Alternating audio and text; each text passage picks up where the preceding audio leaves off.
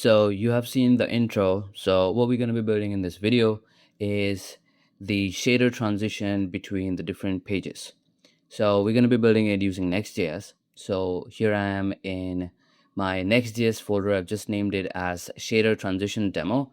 And then we've got here a bunch of files which I'm going to be, walking through and then basically giving you a rundown what those actually do. So for a standard Next.js, we're using the app router.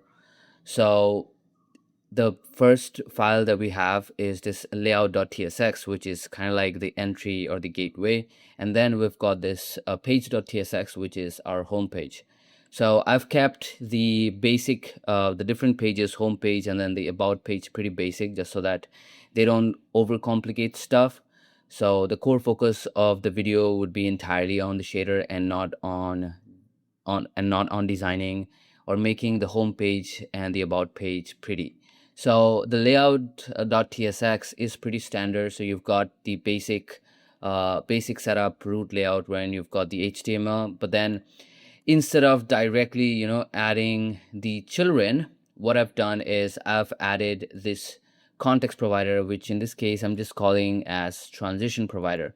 What this does, I'm just going to be explaining you in a bit, but then keep in mind that instead of directly adding the children, we're going to be having the transition provider. Now, the logic behind the entire page transition is using context provider, as in my previous similar video as well, wherein I've taught you guys how to add page transitions. I'm going to be using stuff that are easier or everybody else may also know about it, instead of trying out something that's very new but then gets broken onto different browsers. So context provider works everywhere, so this thing will work in any browser no matter where you use it. So the logic is we have a basically common storage or state maintainer, wherein we're basically keeping track of the entire animation process, and then under the hood we would be basically actually routing the home page to about page and then about page to the home page.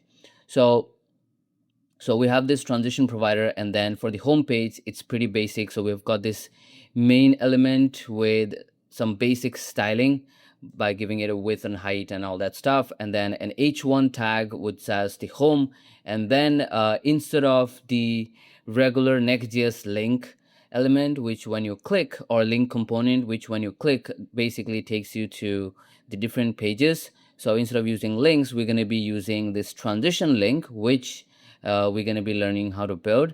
So instead of using that, we're going to be using this, and this uses the standard anchor tag under the hood. And then you have the href that you pass down, you've got the style that you can add and all that stuff.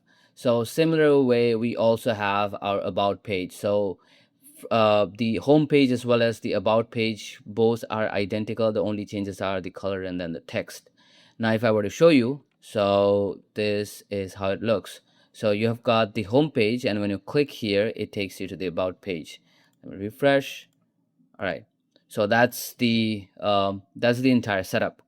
Now for the transitions, we have inside of this components folder, we've got this page transition.tsx.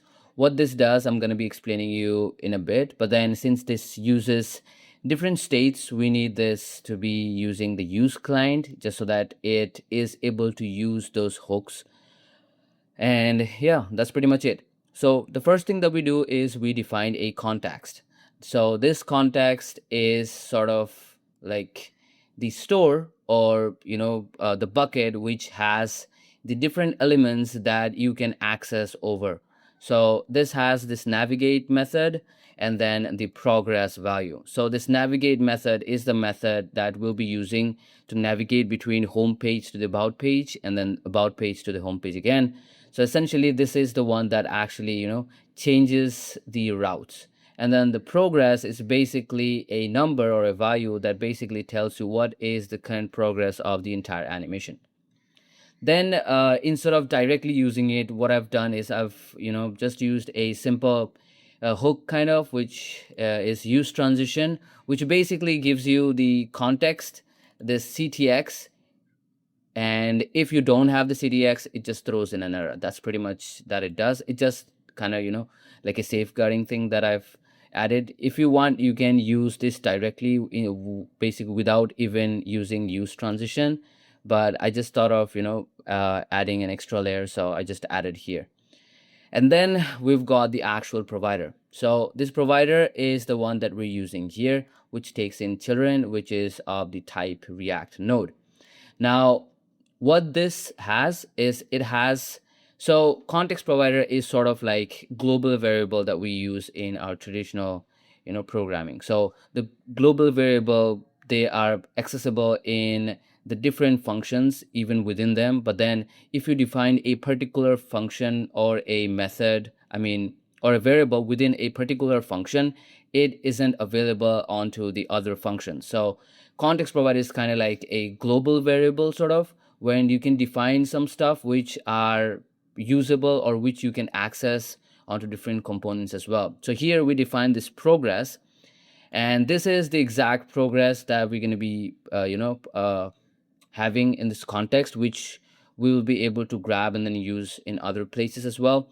So we get the progress. So initially, so this isn't a use state, so we're using a use ref. The reason for that is because when you use a use state, whenever the value changes, it causes the DOM to re-render. So in this case, we don't want any re-rendering. We just want the value to be updated, and we don't want any changes in the DOM.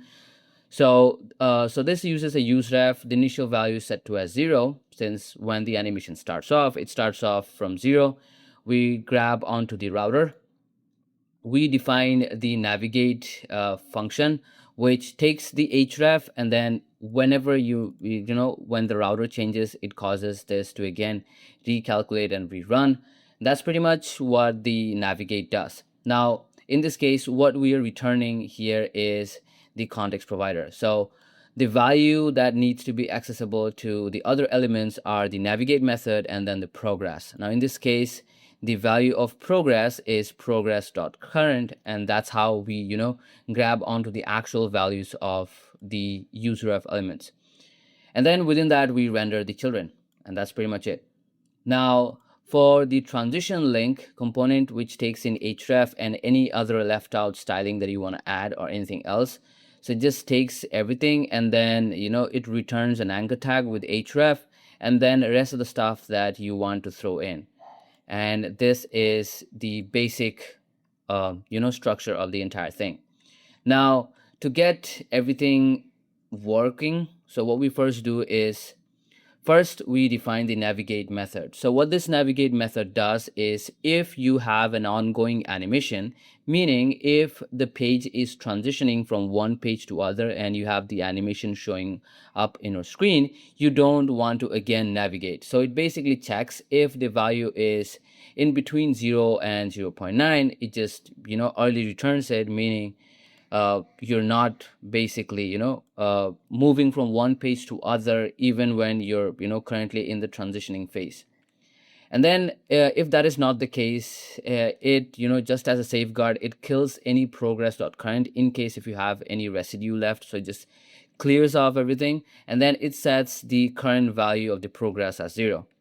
And then what it does, it takes the current value of the progress and then moves the value from 0 to 1. So keep in mind, there are 3 steps or so. So the very initial step is the value of 0, which basically means that the animation hasn't started. And then the value 1 means that the animation has ended. And then any value in between in decimal basically means that it's somewhere in between the animation phase starting and ending. So the value here 1 means that you want the entire animation to happen from 0 to 1. The duration of this entire process is, or the entire animation is 2 seconds. We don't want any easing. And then on complete, so when this entire thing completes, what you want to do is you want, again, the progress to go back to 0. And then you just want to, just dispatch an event saying the transition is done. And then when this is going on, in the meantime, so this takes 2 seconds to finish. So somewhere in between, so around 1 second or 0.9, what you want to do is behind the scene, you want to actually take the href or the actual URL, and then you want to just change the URL. So gsap.delayed call, it just calls a function with a bit of delay. So here after 0.9 second passes by, you basically change the route, and that's the core mechanism of having the entire transition. So the way it works is you have the animation getting played, and then while it's playing at a certain time frame, you basically move the route. That's it. So this is the core logic. And yeah, so now this is done. So even when we click on the link, it won't really work. The reason for that is because we have it defined, but we haven't really used it anywhere. So to use it, we have the on click. So by default, when you click on any link, it triggers the on click. So we want to basically have the prevent default. What it means is it just closes the default nature of that particular element, and then you just use the navigate method that we just defined. So we just grab the navigate method from the use transition and then use it in here, and that's it. Now the next step is, just before I show you this, let me refresh, and when I click here, it takes a certain time and then it goes to the about page. You can see it again when I click on the home. It doesn't instantly go to the home, but instead it takes a certain time and then only after that it goes to the home. So that's what the entire logic is, and it's currently working. So now it's time to add the actual shader.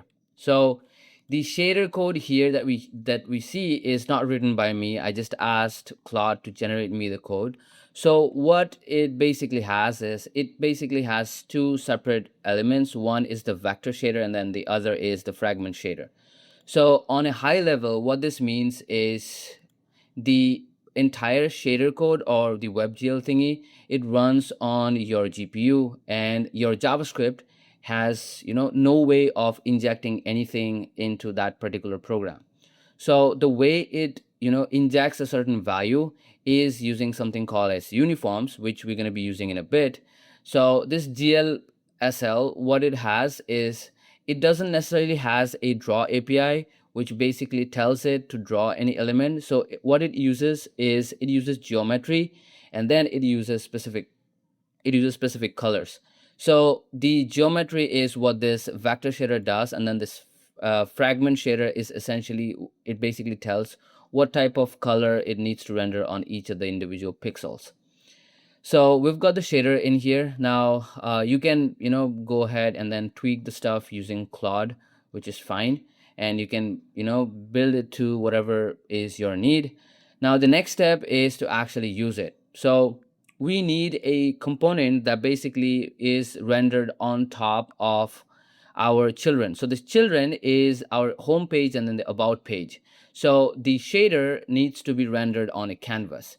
So what we're going to be doing is, we're going to be having the canvas along with the children, and then we're going to be rendering the shader within that. So, but before that, we need a component. So let's first define a function. Now let's call this function a plane. This is where we're going to be rendering the shader. So this plane takes in the progress, meaning what is the actual progress of the animation, and then everything is rendered within a mesh element. Now the mesh basically takes in, again, two things, basically the geometry and then the color or the material. In this case, we're just grabbing onto the material using 3-dot shader material, which you'll be getting when you import everything from Next.js. Now the next thing is, so this mesh takes in the geometry as well as the material. In this case, we have the plane geometry with arcs as 2 by 2, which basically means that length and the breadth needs to be same. So it's typically kind of like a rectangular shaped. And then the material that we're using is this referenced material. So we have the ref as the material that we just pulled through using 3-dot shader material initially, which is null. So now this thing will be rendered within a canvas. So right after our children ends, we start a canvas. We just give it a style of position fixed with inset 0, z index as 50, no pointer events, and then when it's created, it shouldn't, have any pointer events. So just add that, and then within that we add our plain component or function, and then we add the progress. And when you save, you'll see that we have this red block, which is our plane. So instead of that, what we want to have is the shader that we just built. So for that, what you have to do is in here, you just throw in the vector shader as the vector shader that we defined, fragment shader, the fragment shader that we defined, and then the uniforms, which are the variables using which our JavaScript will be able to tweak the program that is running on our GPU. So here we define the uniforms. So this uProgress is a variable which basically keeps track of the progress. The color A and color B are the two different colors. So when you see in the intro, so what you see is you have not a flat single color, but then kind of like two different colors. So you have a color A and then a color B. So you define the colors in here. So that's how you add two different colors, and then you pass it in the uniforms. And then the rest of the stuff is taken care of inside of the shader code that we have. All right.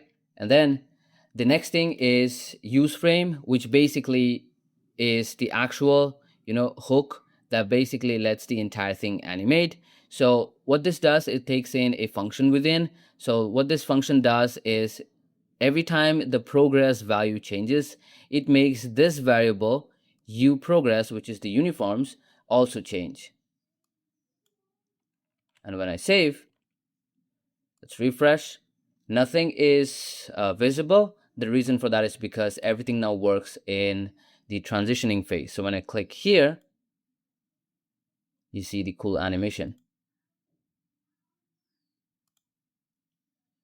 So this is it for this video. The source code as well as the live link is going to be in the description.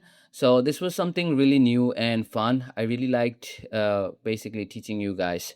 If you're new to this channel and if you haven't subscribed yet, make sure to subscribe and turn the notification bell on, because I bring in cool stuff like these every week. And yeah, if you really liked it, do comment down what you liked about this or whether you knew about this or not. That will help the video get pushed to wider ranges of audience, and in turn, helping the channel grow. So yeah, with that, I'll end this video. Meet you guys in the next. Till then, bye bye, take care, and peace.